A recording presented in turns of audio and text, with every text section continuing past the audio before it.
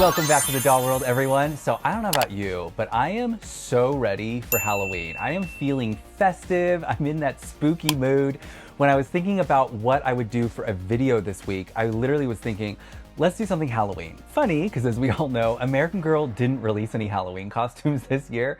But honestly, I was kind of like, I'm cool with that. I'm cool with that because I have been spending so much money on all the crazy releases we've been getting. I mean, I feel like American Girl has just been like pumping these dolls out, and not just any dolls. They've all been like very pricey collector dolls. I mean, I've got Elphaba, I got Glinda, I got two Peaches and Creams. I got Wednesday down here. I think you can see her. Oh, I got my Frozen Elsa doll. Granted, I was late on that, but I was just like, if you told me a year ago that a year from now you're gonna have like 8 new dolls in your collection, I wouldn't have believed you. I've said this before a million times. I'm more of like a play set and accessory person. I love the dolls, don't get me wrong, but usually I curate my collection very like specifically. I very much scrutinize who I want to get, which doll, you know. And yeah, I just went crazy this year. I just added so many new dolls to my collection. I'm surprising myself. But I am a big Halloween person, so I always look forward to the Halloween costumes that American Girl puts out each year. But yeah, we didn't get one this year, and like I said, I wasn't upset. But anyways, getting back to Halloween, I thought it would be fun to kind of look at some of the Halloween costumes I already have in my collection. And I thought it would be fun to like dress some dolls and get some dolls ready for Halloween. So I picked out like 3 outfits. If I decide to do a little bit more, we'll see. Depends on the length of this video. But yeah, I thought we would just look at some Halloween costumes and get some dolls dressed. And I have a spooky story that I kind of want to share with you. I know a lot of us like these conversational videos, the videos you can just kind of put on in the background and like clean your house or do whatever. That's definitely going to be this video. Although, like I said, we are going to look at some Halloween costumes.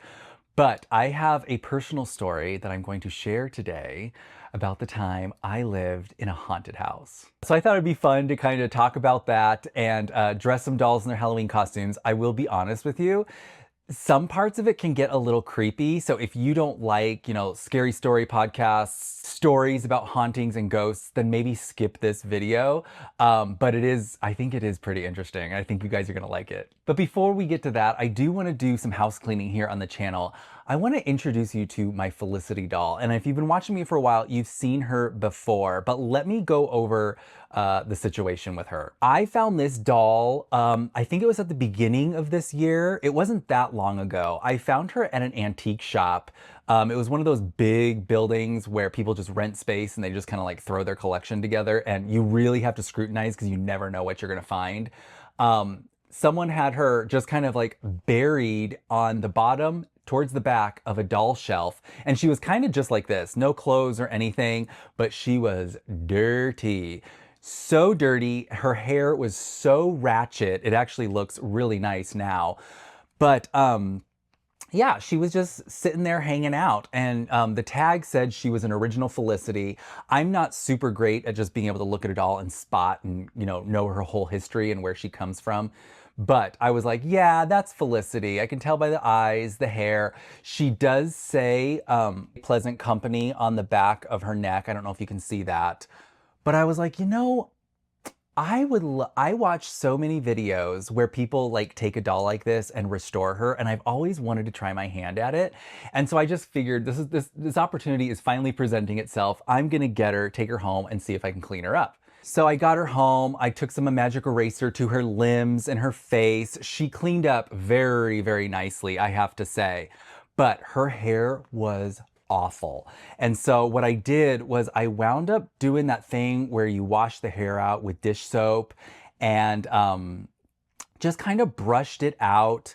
I saw this video a while back talking about how it's silly to put conditioner in a doll's hair like this because it's not real hair. It's fake, right? It's plastic. And I remember thinking, I was like, that makes total sense. Hair conditioner is not gonna work on fake hair. And so I didn't do it. And so for the longest time, she just kind of sat here in my doll room with like the worst looking mangy hair. And then the other day, just like a couple weeks ago, I was looking at her and I was like, I just wish I could get her looking her best again. And I was like, you know what? I'm gonna try it. I have conditioner upstairs. Let's just, what could go wrong? You guys, it totally worked. I don't know what that person was talking about, but her hair is so much softer and shinier than what it was before. And I didn't use any special kind of conditioner. I just grabbed what I had. I have some like American Crew, like men's conditioner. And I just kind of like soaked it up in her hair. I kind of combed through it a little bit with the conditioner in. And just every like maybe 30 minutes, I just kind of like worked it in a little bit, let her sit, another 30 minutes, work it in again. And finally, I just let her sit with it overnight. Next morning, I rinsed it out with cold water and it was just so shiny, so nice. I think she turned out really, really cute. But here's my issue. I'm gonna give you a look. Do you guys notice anything about her? Like, what are your notes? I'll tell you mine. I feel like her shoulders are enormous. I feel like she's like built like a linebacker. She's just got these like really big, broad shoulders. And I was also kind of looking at the fact that her body looks very square to me.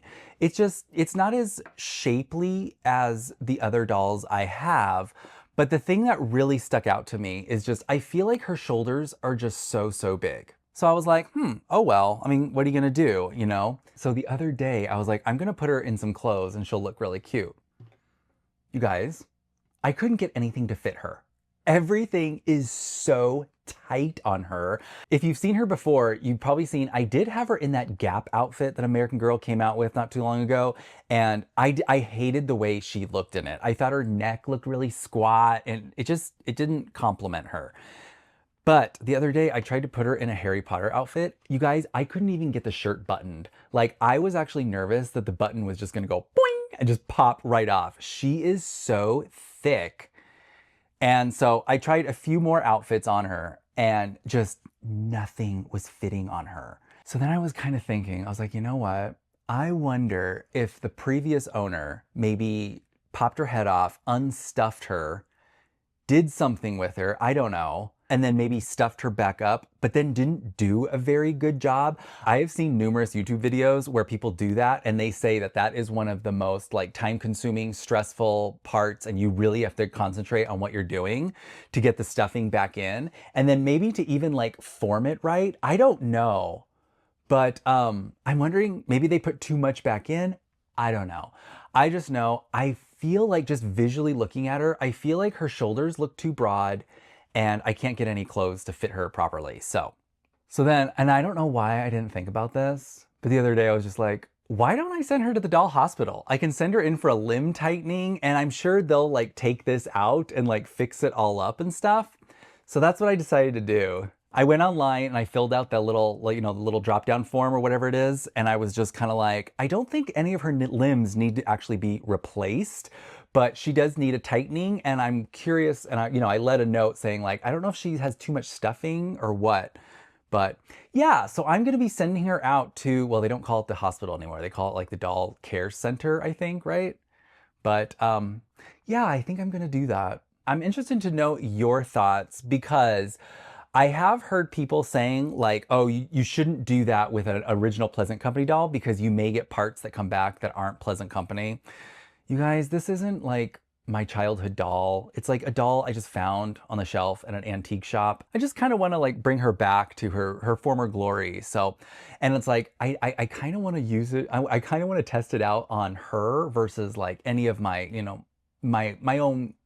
I hate to say that she's not my doll, you know what I mean? That's not what I'm trying to say, but you know what I mean? I don't have a huge history with her. So I'm okay with letting her go to the care center and seeing if they can fix her up. So like I said, I already bought it. I have the shipping label. I think I'm gonna send her out either today or tomorrow and we'll see how she comes back. I'm fingers crossed it's gonna look really great. I guess it's gonna take about 4 to 6 weeks, but they say they're gonna start getting busy for the holidays. So if you want her back by Christmas, you need to send her out by November. So I gotta get going on that. But yeah, there's my Felicity, that's my Felicity doll. And let's wish her luck. She's going to the doll care center and we'll see her soon. So who is ready to talk about some Halloween? I am. I'm very excited, as I mentioned. I even busted out the little trick-or-treat pail that American Girl came out with a couple years ago. I thought this was super cute. I thought it was a little overpriced, but I did wind up getting a couple of them because I thought it was really cute that they came with some of my favorite Halloween candies. Like So I'm kind of an old soul, and I really connected, as most of you know, with the Molly stories when I was a kid. And I absolutely love that her first book, Meet Molly, actually takes place and opens on Halloween. And I just love a vintage Halloween where it's like, you've got caramel apples and apple cider and popcorn balls and donuts. You don't really associate those things nowadays with Halloween. Usually it's just fun-sized Butterfingers and stuff. But I always loved a good old-fashioned Halloween, like the kind Molly celebrated. And so I thought it was really fun when they put this set out. We actually got a little bit of a popcorn ball with some candy on there. I thought that was kind of cute. And then I was a big fan of the little lollipops. It's just fun. I love this kind of stuff. Like I said, I'm a big playset and accessory person. And when it comes to some of my favorite Halloween costumes, I really do think this one kind of takes the cake, and I have a funny story about it. But I absolutely love the Spooky Spells witch costume. I thought this was so adorable when it came out, and I absolutely loved when they put it on the doll on the front cover of the American Girl catalog. I thought that was such a cute image. I am so bummed out that I did not save that catalog. I don't know why I didn't, but I got rid of it for some reason. But yeah, this was just such a cute little outfit. But let's get going on this because I do have some stories I want to tell while we dress our doll. I just got to figure out which doll I'm going to use. I have made my decision. I think we're going to use Julie here because I've never really done much with her since I got her. She's been in her little meat outfit this whole time, just hanging out in that cabinet back there. So let's do something with Julie. It's been a while since she's been on the channel. So we'll put her in Spooky Spells. You guys, I have like the craziest doll room right now, and I'm sure you can all relate. Was it last year or was it 2 Christmases ago? I got that IKEA bookshelf. I'm trying to point. It's called the Billy bookcase. And I know it's the one that we all talk about. Everybody has the Billy bookcase if you have an American Girl collection. And I got the kind that have the doors on the front. I bought it thinking it was gonna make my life so much easier. It's become the biggest pain in the butt. And not because of it's because of just this room. It's so small, it's so tight, and the way everything is organized, it's kind of like playing a game of Tetris. So if I want to get something that's in the back, it's like I got to pull something forward, I got to shift this one to the right, now we got to move this to the left, and then she can come. It's a whole thing. I have dreams of one day getting my hands on a magic wand, and I'm just gonna go bing, and I'm gonna have a bigger doll room. Preferably a studio. That would be fantastic. Okay, how do I get her? You know what? I have never undressed her. So I'm guessing this thing is actually tied, her little belt. Okay, that wasn't too bad. Yeah, I never even noticed that. Her belt is a real, like something that's tied around her waist. One day I dream of having a big doll studio. I would just love it. I think we all have this dream. Wouldn't you just love it if you could have a big enough room where nothing actually had to be stored, where you could actually build out and create your own doll world? Like, I would love to have like the American Girl city set up where we've got the dollhouse, and then over here we have the coffee shop, over there we have the Grand Hotel. You could just come in and just like, oh, that'd be so much fun. Unfortunately, these things are enormous, so they do have to be packed up when we're done. But it's funny, sometimes I always feel like I want to take fun pictures, especially like right now when it's fall and there's so much fun going on, and I like the pumpkins and the leaves turning and Halloween costumes. I'm like, it'd be so fun to get the coffee shop out and make like a fall coffee shop, and all the dolls are getting pumpkin spice lattes. But I admit, sometimes I'm just like, oh, that's like so much work. I have to get the coffee shop out. I got to find all the accessories. It's like, and then I'm like, I'm unmotivated before I even start. So how amazing would it be if it was just like already out? You could just be like, oh, all I have to do is decorate it for Halloween. Okay, I am now at the point where I am, we're dressing our dolls for Halloween. So it's time to talk about what I wanted to talk to you guys about. And I thought it'd be fun to just tell some spooky stories, get us ready for Halloween while we look at spooky costumes for the dolls. So, yes, my husband and I lived in a haunted house for a couple of years, and we have some stories.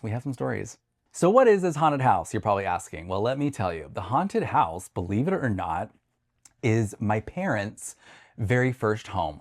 They purchased a small, it was like a modest 3-bedroom, 2-bathroom house out in Tempe. I'm in Arizona. So it's really close. It's maybe like, I don't know, a 6-minute drive from Arizona State University. So it's kind of in that area.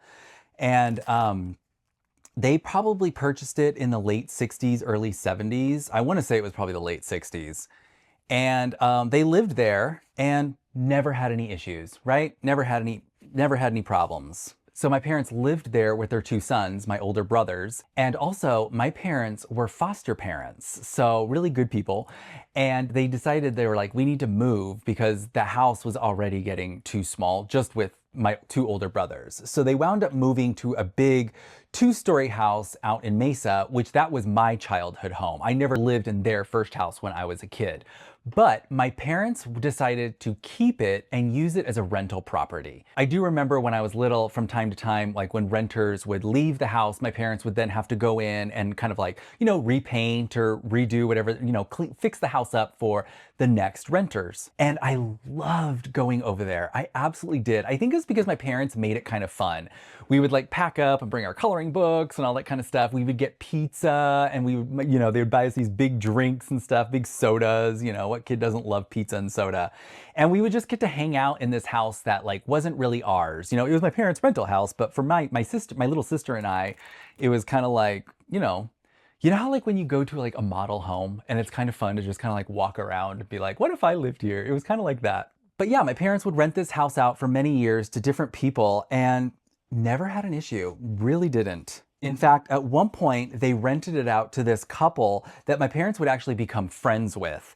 And even to this day, that was probably in the very, very early 90s. And then they lived there for a little bit and then they moved out to California. And like I said, they're still friends. We actually see them almost every single year for Thanksgiving. And again, they never had any issues. It wouldn't be until my oldest brother and his wife moved in, and it was right after this couple. Well, of course, as with any kind of like ghost story, it started out small, and it started out not really even like making anyone's radar. There would be situations where like my sister-in-law, her name's Eunice, she would walk into the kitchen after being in her office and find like a couple of the cabinets were randomly open. And when that kind of happened, you're like, did I leave this open? What was I doing? I must have been busy or something. And she'd close the cabinets. And then she'd come back a little bit later and the cabinets would be open again. And still, she didn't really think too much of it. But then I do remember her saying one day it was really weird because she walked in and the oven door was open. It wasn't on. It wasn't like one of those weird situations where the gas was leaking through the house. But she was like, what? Same thing. She closed it, left, came back, door was open again. But of course, I think as most of us would kind of think about that, we'd be like, maybe the latch is broken or something like that. But she did have a lot of those situations. Things did start to get a little creepier for her when she started hearing these weird whisperings. Now, this house had a guest bathroom, and in that guest bathroom was where the water heater was stored. So it was in this closet. You would open the closet, and it would literally be nothing but a place to hold the water heater. You couldn't actually put anything in there. You couldn't hang any clothes or anything. It was just this dingy, ugly closet. So you usually kept the door closed. What was really unsettling about it, however, was that there was like also a vent in there, and I don't know what it was, but the acoustics worked very strangely, because if little kids were playing in the backyard, like at, next door or across the way, it just funneled in that sound. And so it wasn't uncommon for you to be in the bathroom, home alone, and you just hear these like, how children always sound creepy in a haunted house? You would hear like children laughing and playing, and it was unsettling, but then you'd realize, you'd be like, oh, it's literally the neighbor kids. You can just hear them coming through the vents. But she would find herself like I'm gonna go to bed, and she'd be laying in bed, and all of a sudden she would hear something whisper her name into her ear, like really close. It would be like, Eunice. And she would like, whoa, she would like wake up and be like, oh my goodness. She'd have like goosebumps all over her arms and stuff. And it happened like quite a few times, and it creeped her out. And I think that's when she kind of started to think like, this is very odd. Like the cabinets, the oven doors, things are just like not where I leave them. And now I'm hearing, my name being whispered in my ear as I'm falling asleep. The creepiest thing that ever happened to them, however, was, now real quick, my brother at this time was a musician, and he was in all these like local bands that did like late night gigs around the valley and stuff. He had a lot of friends, and my brother is like a night owl. After a gig, his friends would come over, they would have some drinks, they would like hang out all night long. He'd probably go to bed at like 4 a.m. or something like that. Well, there was one night when his friend decided to stay over. and they had a futon in the front room, which is like where the TV was and stuff. And so they set him up there, and my brother and his wife went to the back, which is where the master bedroom was, went to sleep, and their friend stayed on the futon. Well, the next morning, my brother wakes up and he's like, he couldn't believe it. He's like, what is going on? His friend was no longer in the living room. His friend was sleeping in their hallway, which led right up to the door of their master bedroom. He was just like passed out on the ground.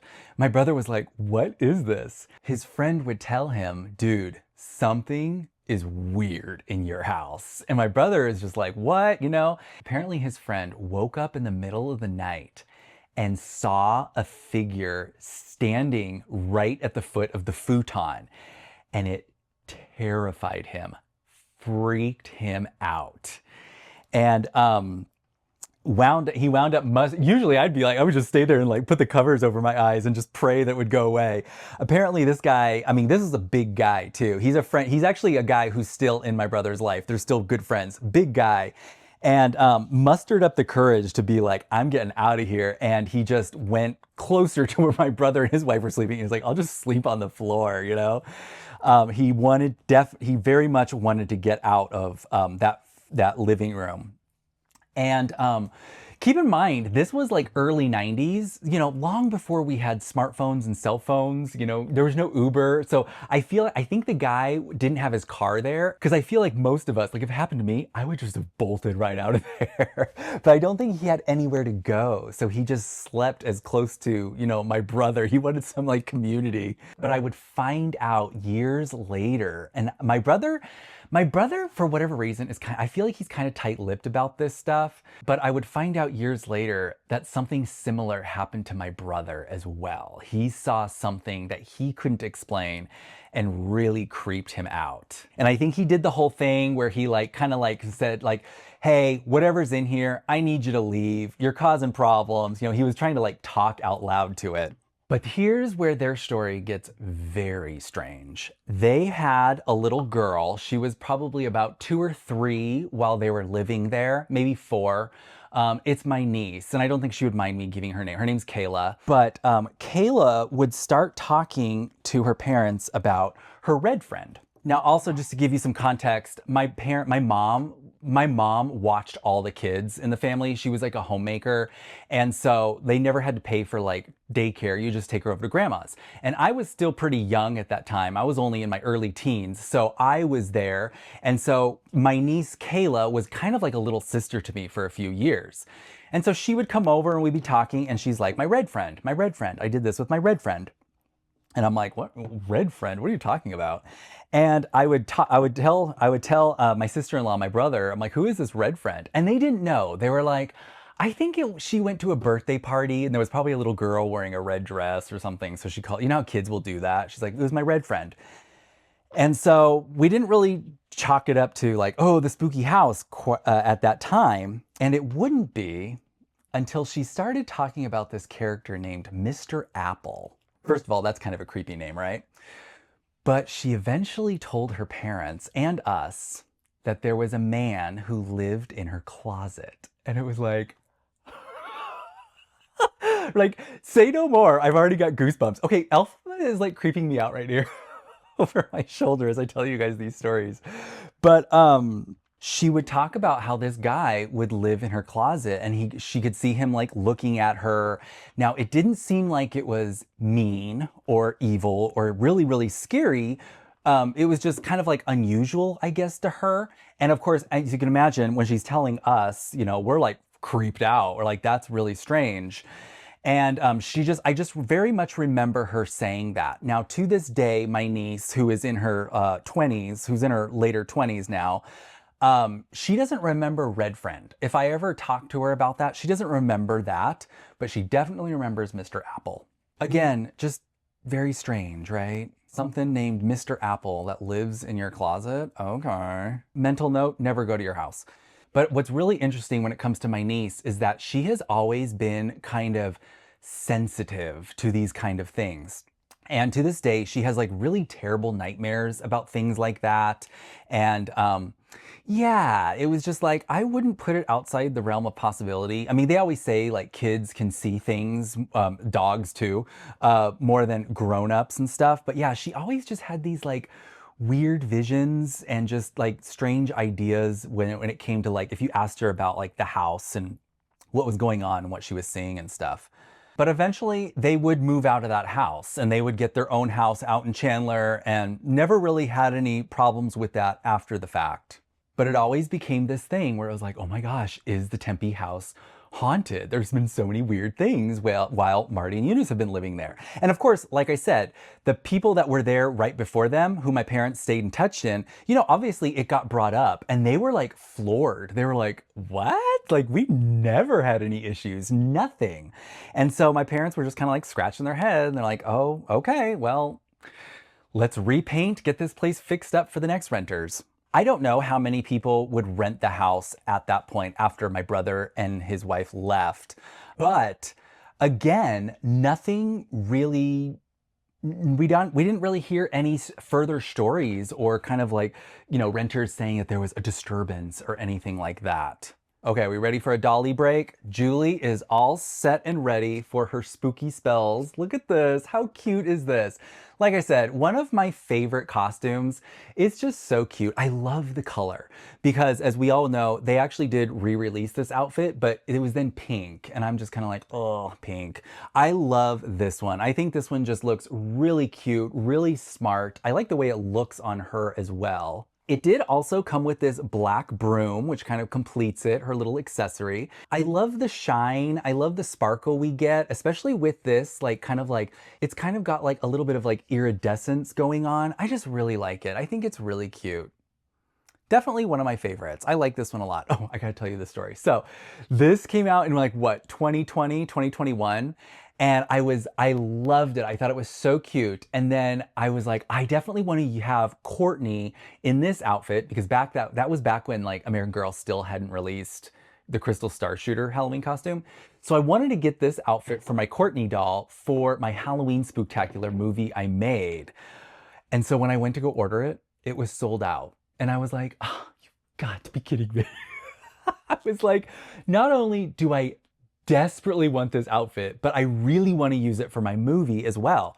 And so you guys, you know what I did? I did like the worst thing you can do. I found a reseller on Mercari and I was like, and I am too embarrassed to tell you how much I paid for it. It was ridiculous. I was like, I bought it and I was like, never again.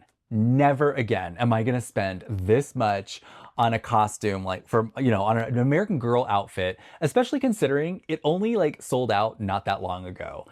But I did get it because I really wanted this outfit for my movie and I got it. And of course, the big kick in the pants came when American Girl would actually get more of these and put them back in stock. And I was like, oh, you're kidding me. And I'm not talking about the pink one.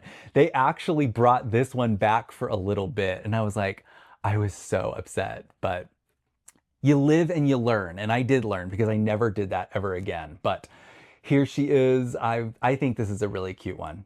Now we are going to look at, I already said, this one's my favorite. This one's a close runner up too, because this is one that came up when I was searching for Halloween costumes for my movie. And didn't even know American Girl made it. But when I saw it, I was like, I have to have it. And it is the Mod Monster outfit. I am a big fan of Frankenstein, Bride of Frankenstein. And so when I saw the little headpiece, I nearly died. I was like, that is too funny. I was like, I have to get it. This is so cute. And I remember when it came up, this one wasn't very expensive. I think I paid maybe like $30 for this and it was brand new in the box from the seller I got it from. So I was like, oh man, that's perfect. I love it. So we get a little skirt as I showed, we get the headpiece. It came with some soft black boots, which are kind of cute. And then one of my favorite pieces, we get this really cute like necklace, but it's more of a choker. What's really cute is that when you put it on your doll, it gives the illusion that they've got, like the stitches, kind of very, very Bride of Frankenstein. So very, very cute. In my Halloween Spooktacular movie, when I used this costume, I put Melody in it and I thought she looked adorable in it. But she is also another one of my dolls that's like way buried in that cabinet back there and it's very hard to get to. I don't know if you can really see it. The pool of the house is like completely blocking my access. Like I said, it's like a game of Tetris trying to get anything in and out of here. So I am just gonna put this costume this time on Joss because yeah, we've already seen Melody in it anyway. So let's do a different girl. Joss is currently dressed for the big movie I'm working on right now, but she is done filming in this outfit so we can undress her. So back to my haunted house story. Years would pass and my parents would just rent the house, and if anybody had any issues with the house, they were tight-lipped about it. They didn't tell my parents. And then the day came when my husband, he was my boyfriend at the time, my parents offered if we wanted to live there. Obviously, as you already know now, because I was telling you the story, my older brother lived there. And my parents liked to offer the house to friends and family as a way to kind of like, you know, help everyone out. You know, my parents didn't like charge a ton for rent. In fact, I think that when my husband and I lived there, they really only charged us for like the water and the gas. And so it was just a really great way that you could like live somewhere and kind of like build up your savings so you could like later on, you know, have your own, get your own place or whatever, you know. So that was really, really nice. So of course they offered it up to me and I'm like, are you crazy? I don't want to live in a haunted house. I've heard the stories, but my husband was like, oh my gosh, it's like, we basically get to live here for free. Like, this is so great. This would be so great if we can make this work, Mike. And I was like, oh, I don't know. Now, granted, a lot that helped was the fact that other people had lived there. Nobody had any experiences. It was literally just my older brother.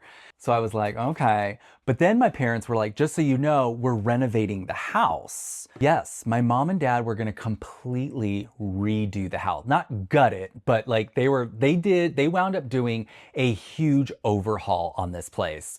We're talking like they knocked down walls, they redid the entire kitchen, new cabinets, new flooring, like everything. They took out like the back, it was like a patio door. They put in French windows, complete overhaul. So for me, two things. I was like, oh my gosh, this house is gonna look fantastic when it's done. Do I really? And I get to live here for basically nothing. Do I really want to pass this up?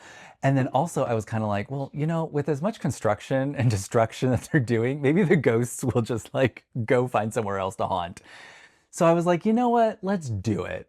So during the time when my parents were doing all this construction, I knew that we were going to be moving in there. So I would visit the house from time to time just to kind of check in, see how things were going, all that kind of stuff. And it wasn't scary at all because with as much as they were doing, every time you went over there, there were a bunch of people there. Construction workers, plumbers, painters, you name it.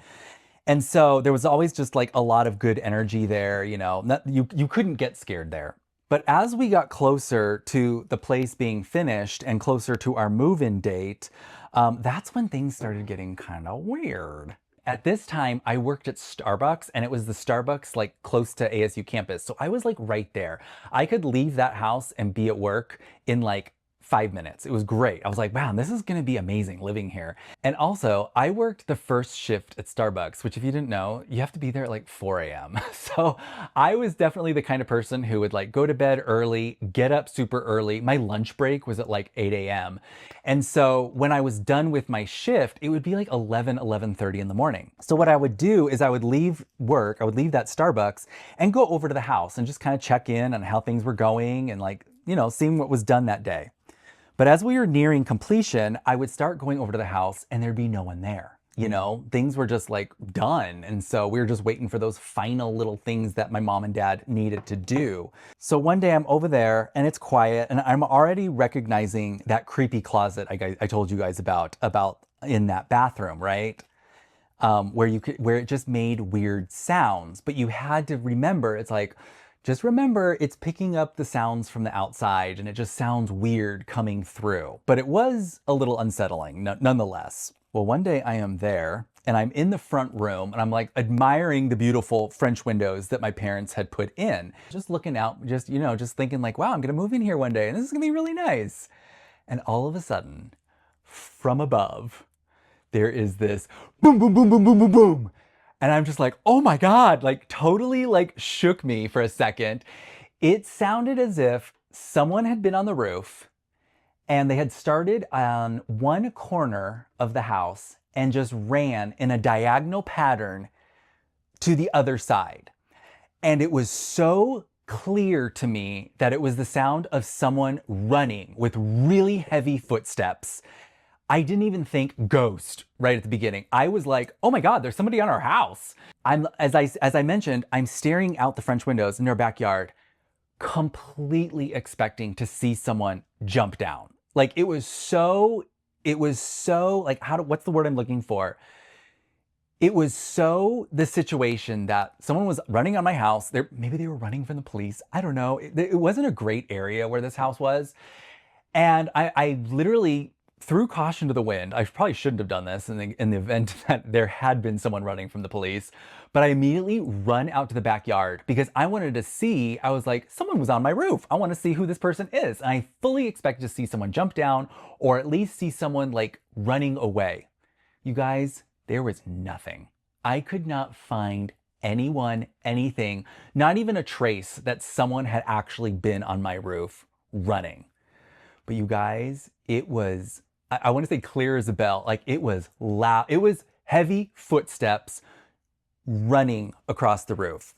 And I have no explanation for it. It was very bizarre. The thing that's really frustrating when you're telling spooky stories like this is that I feel like if you're listening to this, you're probably like, Mike, it was obviously someone on your roof. But here's the thing, when you're in that situation, when it's really happening to you, there is this weird, unsettling feeling that comes over you. You're like, why can't I explain this? This is so odd. In the case of this, like if there had been an actual human being running on my roof, I would have at least seen that person in the distance run. There was nothing. It was so odd. It just had no explanation. So at that point, I was like, I think I'm gonna go. And so I tell everybody, and everyone's just like, oh geez, here we go again. But you know, I talked about it with everyone, and I really did just kind of chalk it up. I was like, I don't know, maybe someone was running away, and they just ran really fast. Apparently, I didn't see them. It was odd. But I did get myself to get over it. Of course, I did talk to my husband about it and say, hey, would you be interested in getting a dog? You know, if we're gonna move into this creepy house, let's have a pet, you know, someone who can sense, someone who can help us out a little bit. Especially if there's gonna be a night where you're out and, you know, I have to go to bed early because I have to be out. It's like, I would like to have a dog next to me. So we did actually get a dog, and she was the sweetest dog. She was a Labrador Retriever. We named her Miley. This was back in 2006. We're big Disney people, as some of you know, and so we named her after Miley Cyrus. And at that time, Miley Cyrus is really only known for Hannah Montana. So we were kind of like, that's Disney, that works. If it was going to be a boy dog, we were going to name him Stitch. But yeah, we did get a big dog. I was like, I'm going to get this dog to keep us safe in this creepy house. So the next thing that happened was very similar in the scenario. I had been at work at Starbucks, left at around like 11:30, and I'm like, I'm gonna go check in on the house. At this point, we were gonna be moving in within a matter of days. So obviously, all the work was done. There were no more contractors going by. Nobody had a key. It was literally just me and my parents. We were the only people who had a key to the house. So I go in, and immediately I'm like, what happened? The entire house was covered in this thin layer of dust. And you guys, it was everywhere. It was, and like I said, thin, like so thin, like razor thin. But you could go up to a counter and wipe it, and it would just leave this huge streak. Like it was everywhere. It was so bizarre. It's like, it was on the windowsills. It was on the windows themselves. Like right away, I'm like, this is weird. Again, when you're in that situation, it's unsettling. You're like, this is not normal. Like, this is weird. Of course, I tell everybody, and you know, my husband and my mom were kind of like, yeah, where did this come from? And my dad is like, oh, it's probably just one of the contractors. They probably just spilled, like, I don't know, a bag of whatever it is, you know, I don't know. I was like, but of course, the three of us were like, there's been no one here. There's no one here. This house has been locked up the entire time. We were the last ones here. Again, another one of those weird things that happened. We have zero explanation for it. It's funny because I scratch my head too, and I'm like, is that like a thing? Like, have we ever seen this in like a ghost hunters show or a movie where there's just this weird layer of dust? And like I said, it was laid down so perfectly, and it was everywhere, like in places where you wouldn't think. If a contractor had had a bag of concrete or whatever and it got tossed into the air and it kind of went everywhere, this was in places where it was like in the closets and stuff, like behind closed door. It was odd. It was odd, and honestly, it was no fun cleaning up. Like, it took us forever to clean that out. It was insane. But we did. We cleaned it up. And like I said, to this day, we have no idea what that was, what could have caused it. Odd. So, but then the day came when we moved into the house, my husband and I and our new dog. And my dog was just a little puppy. We actually got her from a breeder, and it was one of those where we got to pick her out, but she was so little, we didn't get to bring her home right away. We actually had to wait until the breeder called us. And it was funny because the breeder allowed us to take our dog finally. Like, it was just like a week, maybe a week and a half before we actually moved into the house. So it was perfect timing. But yeah, just to give you an idea, my dog was very, very little. She was this little tiny puppy Labrador Retriever, so adorable. And I am struggling getting this headpiece on Joss here, so forgive me. But my husband and I move into the house, and it's our first night there. And if you've ever moved into a new house or a new place like that, you always know how like the first night is kind of weird, right? Because it's like you don't have, most of the time, a lot of the time you don't have all your stuff. You usually have like electricity and stuff like that, but it was like, you don't have those nice creature comforts up. You know, like sometimes if I'm like home alone, I get scared, I'll turn on the TV or I'll turn on the radio. We didn't really have any of that at that point. In fact, we didn't even have food really. I remember that first night, someone had given us like one of those Harry and David baskets. And so our dinner that night was literally just like, we had like crackers in there, and there was like some like chocolate covered cranberries, stuff like that. And we hadn't even gotten all of our furniture moved over. And so we were sleeping like on sleeping bags in the front room, which I have to admit, I was kind of like, you know, that's probably not the worst thing. Maybe like it's our first night here. Let's like test out the waters. Although that front room is where my brother's older friend saw that figure standing by the futon over his bed, you know? So, but I woke up in the middle of the night. I don't know what time. I woke up at some point because of course I did, right? I couldn't just like drift off to sleep and wake up in the morning with the sun shining through the window. No, I wake up at probably like that terrible like 3 a.m. time when all the ghosts come out, right? But I wake up and I can hear scratching coming from the kitchen. Now, like I said, we're in that front room where the TV is. It's kind of like an open concept. Like it was a small, modest house, but it still had that kind of like open concept where you're in that area and then there was the kitchen. But the kitchen had that bar, right? So you can't like see into the kitchen because, especially because I'm laying on the floor, you know? But I can hear scratching coming from the kitchen.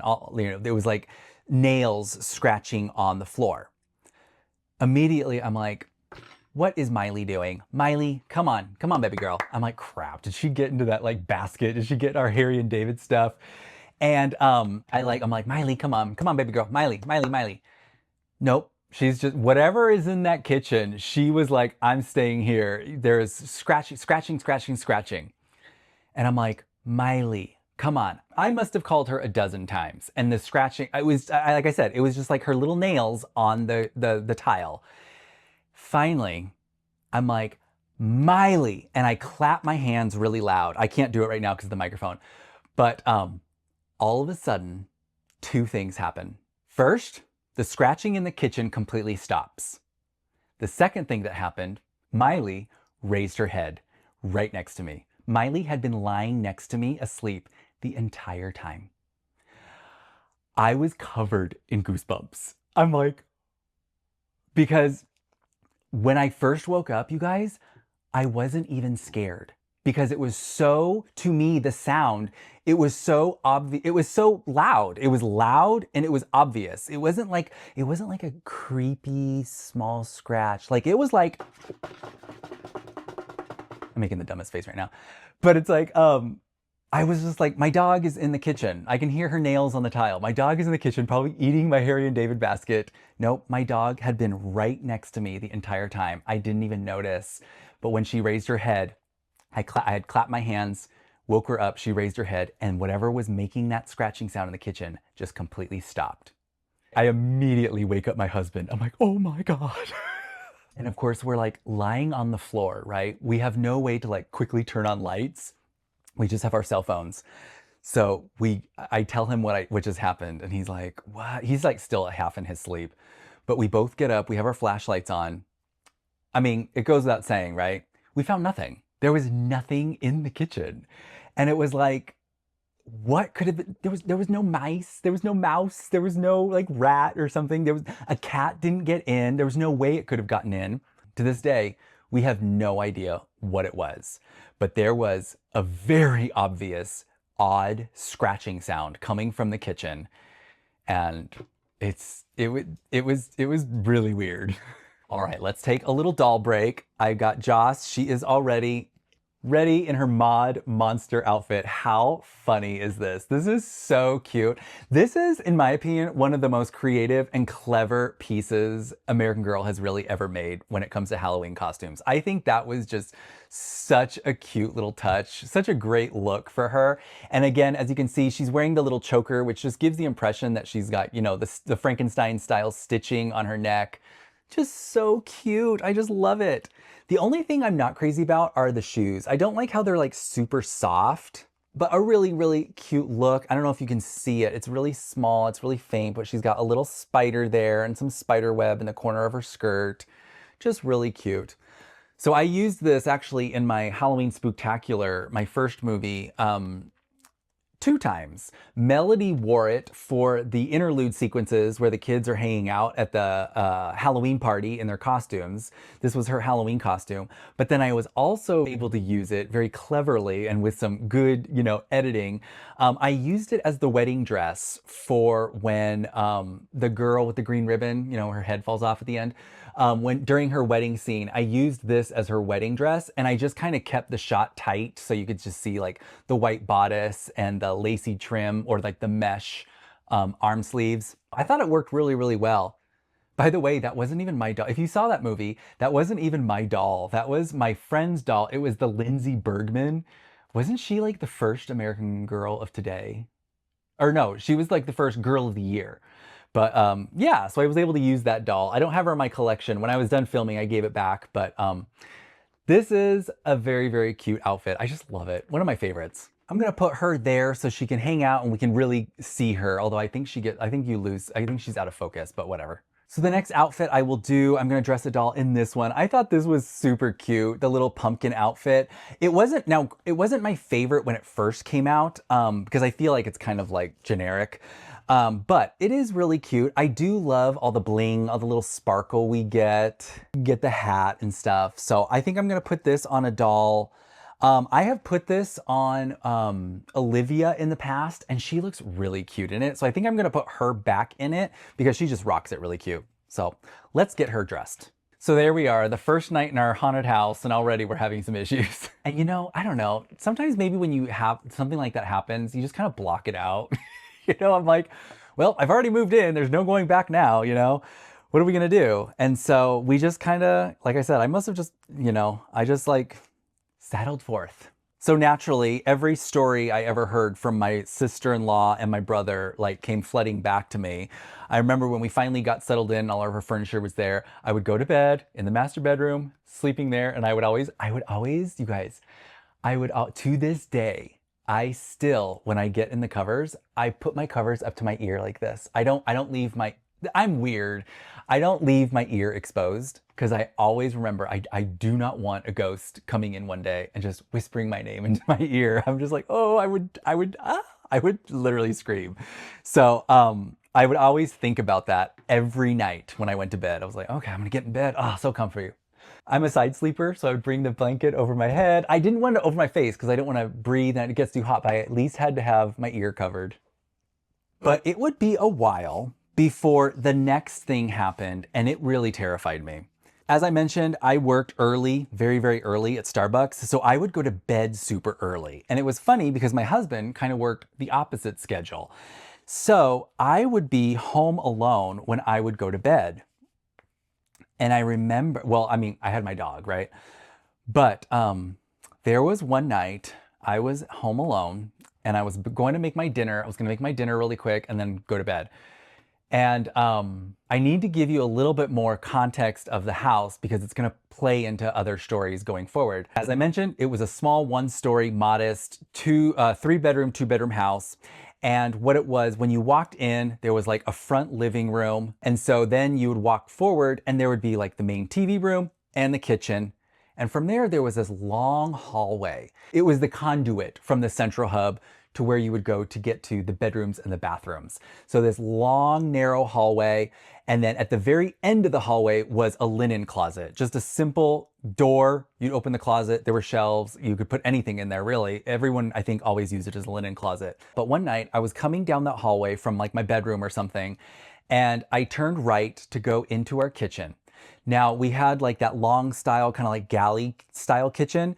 And when you made that turn, you would have this narrow view of the kitchen where you would have the sink over here and the stove over there. And then directly in front of you would be the door, the back door to the backyard. And it had this little window on it, right? We didn't have any dressings or curtains on it. It was just a window. And you know how at nighttime, if you don't have any back patio lights and it's dark, but you have like your interior lights on, you can no longer see through the mirror. Like it's just, or you can no longer see through the window. It's just black. And all you can really see is your reflection because of the lights you have on in your kitchen. Your window kind of becomes a dark mirror. Ooh, that just sounded creepy. Well, there I was, staring into our dark mirror. Let's just take a couple steps back. Again, I'm walking down that hall. I turn right to go into the kitchen and I'm immediately looking into that window and I can see me and I see someone walk behind me as if they had been following me down the hallway, and whereas I had turned, they just kept going. Freaked me out. If there is any time where I was like, that was really unusual, but did I really see that? That was really creepy, but maybe it was just, it was the weird sounds we get from that weird water closet. Hand to God, I saw someone, it was like a human figure walk right behind me. And I saw it in that dark mirror of the window. And no, it wasn't like maybe someone was in your backyard and walking by. That would be creepy enough too. But no, because the glass didn't work like that because it was so pitch black dark outside, you couldn't see. If there was someone standing against that window, I wouldn't have been able to see it. I could only see my reflection and the reflection of what was inside. And I saw me, the archway that goes into the hall, and through that archway, I saw a figure walk past me.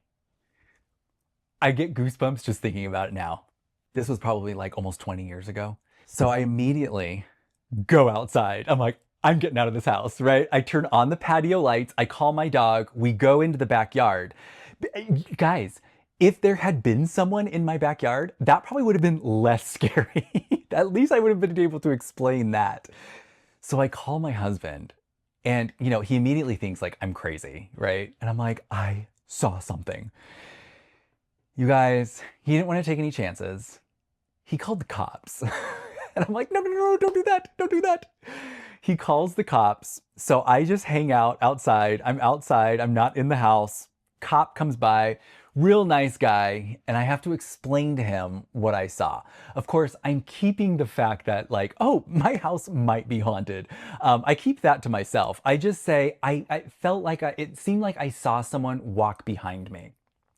Of course, he immediately thinks like, oh, maybe someone had been in your backyard and you saw them. And I didn't want to argue. I was just like, oh yeah, maybe that's it. I'd already had the argument with my husband. I'm like, there's no way because you can't see through the mirror. But the police officer winds up doing a complete walkthrough of the house. Of course, he finds nothing, right? Because of course, it wasn't a real person, it was a ghost. And so I feel so dumb. I feel embarrassed, but the guy finally leaves. And my husband came home like shortly after that. He was like, I'm coming home. I'm like, thank God. So I was able to go to bed that night. Cause like I said, I had to get up early for work in the morning, but I was really shook because I saw it. I saw something and I can't explain it. I don't know what it was, but I saw it with my own eyes and it was pretty freaky. So here's where I feel, in my opinion, is my spookiest story. and it was the last thing that ever happened to us at that house. I had gone to bed one night and I had this odd dream. I dreamt that I was in the house and I was watching TV. Now, when you watch TV in that house, because of the way we had the TV and how the rooms worked, if you were sitting on the couch watching TV, behind you was the kitchen and the hallway, that little archway that took you to that long hallway, which was that conduit to the bedrooms. So again, this is my dream. I'm dreaming, I'm sitting in the front room watching TV, and I feel this oppressive, frightening, scary presence come over me. Like it just fills the room. Like I almost can't even breathe. I was shook. I was so scared. One of those scary feelings where it's like, you don't want to move. You don't want to make any sudden movements. You definitely don't want to look behind you. And it was just encompassing and oppressive. It was like heavy. I was like, just terrified. And in my head, in this dream, in my head, I'm like, don't turn around. Don't turn around. Something's in the hallway. And I remember in the dream, I was like, I don't know what you are. I don't know what you want. Please go away. Just leave us alone. Just leave us alone. And it wasn't helping. What I was saying wasn't helping. I was still terrified. It was still heavy. It was very scary. And I was just like, just leave us alone. Just leave us alone. Please leave. Whatever it was got closer and got heavier. I was terrified. And finally it got too much. I wake up. And of course it's the middle of the night, because of course it is. And I'm just like, I'm like sweating and I'm like panting. I'm like, oh my God, right? And all of a sudden, right when I wake up, I can hear my dog having a doggy nightmare. I have to interject this really quick. My parents had tiled the entire house with the exception of the bedrooms. In the bedrooms, they put carpet. And here in Arizona, where it gets really hot in the summer, our dog would always sleep in that hallway next to our bed. Next to our bedroom. She would start alongside us, like near the bed, so she'd be on the carpet. But I think it would just get hot. And I think she thought it probably felt really nice and comfortable, cool to just go lay on the tile. So she would just leave our bedroom and just hang out right there. My brother's friend slept that one night and she would just sleep there. And nothing unusual about it, except this night. I wake up from that dream. Again, I'm sweating, I'm panicking, I'm panting. I'm like, oh my God, what just happened? That was really freaky. And all of a sudden, my dog, who's sleeping out in the hallway, starts having a nightmare. And you know how like dogs will have those dreams and you think like, oh, it's cute. They're dreaming of chasing a ball or a cat or something. My dog was having a full-on nightmare. Like these were not good sounds. And I felt my heart was like breaking for her. But at the same time, I'm like still panicked. I'm freaked out. I don't want to make any sudden movements. I'm so scared. I'm like just motionless in the bed. And I'm like, Miley, come on, wake up, come on in here. I want to wake her up from this terrifying dream she's clearly having. But also, I want my dog close to me. I'm terrified because my husband is just like completely passed out. He's snoring, but she's not waking up. And I'm like, Miley, come on, baby girl, wake up, Miley. I'm clapping my hands. I'm like, Miley. My husband wakes up. He's like, what's going on? I'm like, she's having a terrible dream. She's out in the hall and I want to wake her up. And so we're both doing it. Finally, I clap my hands really loud. I'm like, Miley. She jolts up from her dream. And no joke, she scampers up so fast from her spot, comes into our bedroom, immediately turns around and starts growling out into the hallway. Like dog protecting her owners, like dog that knows something's not right, growling at something in our hallway. This all happened in a matter of minutes. From me having that terrifying dream, thinking something is in the hallway, don't turn around, I wish it would leave me alone, to I wake up panicked, my dog's having her own nightmare, she immediately gets up and senses something in the hallway. To this day, I'm almost certain that my dog and I may have been having the same nightmare. It's weird, right? It's creepy. It's very creepy. That, fortunately, was the last thing that I ever really experienced while living in that house. And it's funny now, so many years removed. Like I said, this was like almost 20 years ago. It blows my mind to think back on it thinking, wow, we lived in that house less than 2 years. Because I feel like a lot happened. And I don't just mean like our scary, my little chilling stories that I'm sharing. I'm talking about, like, oh, I remember we had friends over, we were having parties, I got really deep into video games and I had a video game party. Like, I was just like, whenever I think about our time in that house, it always feels like we were there for like 5 years. But we weren't. We were only there for a short time. And I can't help but wonder, I'm like, I wonder if more stuff happened and my brain has blocked it out. I don't know. It's very strange. But yeah, my husband and I would eventually move out of that house and we moved into this house that we're currently living in. We've been here since 2009 and I'm happy to say we've had no problems. We've had no problems. So that's good. But after we moved out, my parents fixed up the house again. And then all of a sudden, they had a whole string of really bad stories with renters. And I don't mean like ghost stories. I mean, they would have people who would live there and just like let the place go to hell. They would even trash it themselves. Just disgusting. My parents, like the people would leave and my parents would go in to go clean it up for the next people and they would be floored. They'd be like, oh my God, like just the house would sometimes be just destroyed. And eventually my parents would let a friend of theirs move in. And I didn't really know her, but my parents had made a relationship with her. And at some point she moved, if I remember correctly, her and her dad lived there. And here's where I thought this is sad, but at the same time, it's also kind of like, oh, that's weird. I guess her dad passed away in the house. She had moved her dad in and he was old. He wasn't doing very well. And so he actually died in one of the rooms. Again, it's terrible to hear, but there is some part of me that is kind of like, oh, that's weird. Because now it's like that house already felt weird. It already had a weird presence. There were already weird goings-ons. But now like someone's actually died in the house. What's really bizarre too is that my parents' friend, that the daughter of the man who died, she would actually die a little bit later. I don't think she died in the house, but she is, she passed as well. So really sad. I think we all need a little bit of a break now at this point. So let's take a look at our last Halloween costume. Here she is, Miss Olivia. Don't you just love these transitions?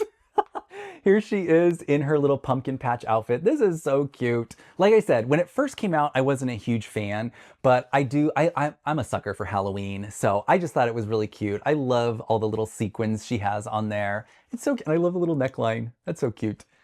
But some really cool shoes. I like these shoes a lot more than the one that came with the last costume, that Mod Monster. I didn't like how they were soft. I like how these ones have a little bit more structure to them. I'm not crazy about like the glitter on it, but it is what it is. I do love that the laces match. Just really cute. She's got this little hat here and it's got the little, what do you call that? The stem. Just such a cute little look. We'll put her back there. Should we do one more? Should we do just one more? I have more costumes, and I have just a little bit more story to tell. So I will dress one more doll. Yeah, let's do one more and let's do this bat costume because I think this one's really cute too. I love the color in it. Purple is like one of my favorite colors, but I love the iridescent purple we get with this one. And I love the shoes. The shoes, these are probably my favorite Halloween shoes they've ever made because I am a big fan. First of all, I love the black with the purple. I love patent leather. So I love this like faux patent leather we get, but then the little bat wings on the sides, those are so cute. I just love them. So we'll use this one. And I think I'm going to use Kavi for this one. I think she would look really cute. I think when I did the video, this was actually one of my earlier videos I ever did when I used to be like a faceless channel. And I think I put Joss in it. By the way, that's one of my worst videos. It's terrible. So back to the house. Here's where it gets really interesting. Not so much like super spooky, but it gets interesting. Shortly after that woman, the one who I was just talking about, whose father passed away in the house, after they were no longer there, my parents again fixed up the house and got it ready for the next round of renters. And that's when things got really bad. And I don't mean spooky ghost stuff. I mean, it was just a slew of renters who just did not care for this house. They just lived so hard in it, and it was just like, they didn't really have much respect for the place where they were living. And that's unfortunate to see. But my parents eventually started renting out to these people who wound up having like basically a small community living in this house. Like it wasn't just a family. There were so many people living in this house that my parents were like, you have to leave because the neighbors, like, you know, they were getting complaints from the neighbors. This was not what the agreements were for the terms of their rental. It was like literally a small city was living in this house at one point. And also they weren't paying my parents. They kept coming up with stories and reasons why they couldn't pay, whatever. And I don't want to get into the whole thing of that, but my parents also, by the way, are kind of bleeding hearts in situations like this as well. As I mentioned at the beginning of this, they used to be foster parents, you know, so they've been in that role and they always want to help people out, but they were like, these people haven't been paying at all and they're destroying the house. They're breaking the terms of the rental agreements. We're getting complaints from the neighbors. But my parents eventually got to the point where they had to just make an ultimatum and these people did not respond well. They wound up destroying the house. We're talking, they took sledgehammers, broke all the windows, destroyed the kitchen cabinetry, took it to like the granite countertops. They just destroyed the house, slashed up the carpeting. The house just reeked because they had animals and they had a lot of animals and the animals just relieved themselves on the carpet. They took spray paint to the walls. Like this place was just absolutely destroyed. They were also hoarders. So my parents actually had to hire people to clean out. My parents have always cleaned out the house by themselves and got it ready for the next round of renters. They actually had to hire people to move this stuff because there was so much stuff in this house. And it was just like, it was to the point where my parents were like, we have to gut this house in order to make it, to get it back to any kind of reasonable living situation. My mom was ready to walk away from it at that point too. She's like, what are we doing still? Like, let's just get rid of this. This is so much work and it's just not worth it. But granted, my parents have been saying that from the, you know, back when they first left it back in the 70s and it never happened. So what happened? They got it cleaned up. They renovated the house. They got it cleaned up. And guess who lives there now? Who do you think? My niece lives there now. The one who grew up there. The one who lived there when all these ghost stories started. The one who's sensitive to paranormal? I don't know. The one who had a friend in Mr. Apple who lived in her closet. She lives there now with her husband and they have 2 kids. And it's funny because I feel like she was kind of in the same situation I was. It was like, do I really want to live here? But the opportunity is too good to pass up. It's like, you essentially get to live there for free. And she's going to be living in there after this huge renovation. So the house is going to look spectacular again. Yeah, so they moved in. Now what's interesting, and I wouldn't find this out till years later, but when she did move in, she actually had someone come and do a walkthrough of the house and do kind of like a spiritual cleaning of sorts. And when I heard that she did this, I was like, oh my God, what? Spill the tea. What did the person say? And it was funny because she said, so yeah, someone came in, they did a walkthrough of the house. And she said, and this person, I guess, told her that whatever is in the house, there is something in the house. There's definitely something there. But whatever it is, isn't bad. It's not evil. It's probably just confused. And it likes to hang out in the hallway. Like, oh, really? Tell me something I don't know. Apparently, this person feels that there is a portal in that house where these things can come through. And there are 2 of them in the house. And one of them is that linen closet at the very end of the hallway that I told you about. The other is the closet in the bedroom where my little niece grew up, where Mr. Apple hung out. That's all I've been told from my niece. That's all she told me. I feel like if there was more, she would have. Now, my niece has told me though, even after this like walkthrough and this cleaning, she still has had some weird things happen.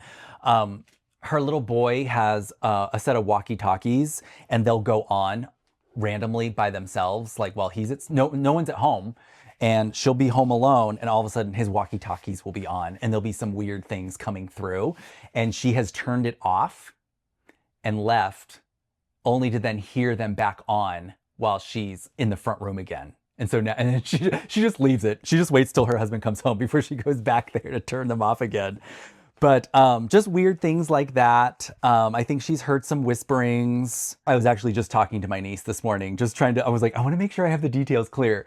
She had told me that with the walkie-talkie situation, she did go in there and she did kind of like what I did in my dream, where I was like, you need to leave. You're freaking me out. You need to stop. She said when she did that, the walkie-talkie got louder and she was just like, oh, peace out. But another thing that she said that the person said was that though it's not bad, whatever is in the house, whatever presence is there is not bad or evil, it is very much drawn to negative energy. And they suggested that may be one of the reasons why my parents have had such bad luck with renters in that place. And people tearing the place apart and stuff like that. Now, granted, I lived there and I didn't think of taking a sledgehammer to the cabinetry. But yeah, they said that it's very drawn to negative energy. She said that she'll catch her daughter talking to herself and waving at people in the hallway and stuff. I think, according to her, the weirdest and creepiest thing that she ever experienced herself was very similar to what her mom experienced. Her mom, as I mentioned, was trying to fall asleep, and she heard someone whisper her name in her ear. She said she had been in one of the my niece mentioned she had been in one of the bedrooms and she heard clear as a bell, a woman's voice say hello to her, and she freaked out. Again, she couldn't figure it out. Very strange. But that, my friends, is the end of it. That's what I have. That's my story. So I wish there was more. I wish it could have gotten even creepier. But yeah, we never had like that big moment, like the end of Poltergeist, where the house implodes and everybody leaves. We never had that. We just had weird, strange goings-ons. And it seemed to happen to a lot of people, and no one was ever able to explain it. The only other thing that I thought was weird when I was thinking back on it was I did eventually have another dream about the house. And this is kind of funny. It was not too long ago. It wasn't that long ago. So it was like, I hadn't been living there for years. I had been in this house and just running a brush through Kavi's hair right now. But I had this dream that doesn't sound bizarre, but being in the dream and feeling it was bizarre. It was odd. I had this dream that I was in that neighborhood. I wasn't in the house, but I was in the neighborhood and I was walking along the street and I came up to the house. It was like on my left. And I looked up and I saw a light in the window, but also in the window, there was like a figure. I can't remember if it was like a person or just like a shadow being or something. But I remember feeling, I don't know what I felt, to be quite honest. I think I felt some kind of relief that in this dream, I wasn't in that house. It's kind of weird, right? Usually when you have a dream like that, you're in the house, you're in the dark room, you can't run away or what. But no, I was just casually walking by the house and I looked and I saw a light in the window and there was a figure looking at me through the window, and that was it. What's really weird, this happened at almost the same time when my niece had moved in and got that person to walk through and do a clearing.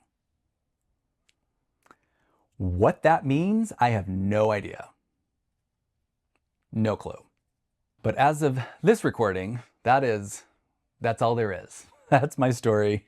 That was my time living in a haunted house. Okay, I hope I haven't freaked out too many of you, but let's take a look at our girl. Here she is, Kavi, as her little bat costume. I don't remember what they actually titled this. You know how American Girl always gives, they never call it bat costume. They always give it some kind of like clever pun or something. But yeah, it's super cute. I love how when she puts her arms up, we get the little bat wings, because it does have, if you're not familiar with this costume, it does have a little thing that goes around her, a little loop that goes around her finger to hold it in place. I just think that's really, really cute. I love the Halloween costumes too, because I love the variety of color and texture we get. I love how like we've got this like bright orange blingy thing. We get this like purple iridescent. I love, you know, the witch costume. It's just so much fun. A fun time for outfits and costumes. I love it. Well, there they are, as you can see, all dressed up and ready for Halloween in their costumes. I will give you a closer look so you can see. I love this time of year. It's so much fun.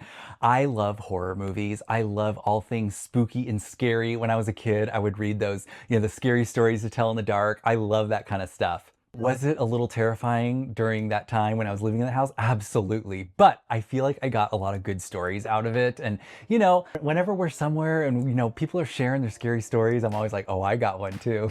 But with that, I think I'm going to end this video here. I hope you had a lot of fun hanging out with me today, and I hope I didn't spook too many of you. But I hope you enjoyed listening to my spooky story as we dressed our girls for Halloween. I had a blast. If you wouldn't mind, I would absolutely love it if you would subscribe to my channel. It really helps me out. Ring the bell to be notified every time I upload. And while you're at it, give this video a thumbs up. I hope you all have a wonderful week. Take care of yourselves, take care of each other, and I will see you next time in the Doll World.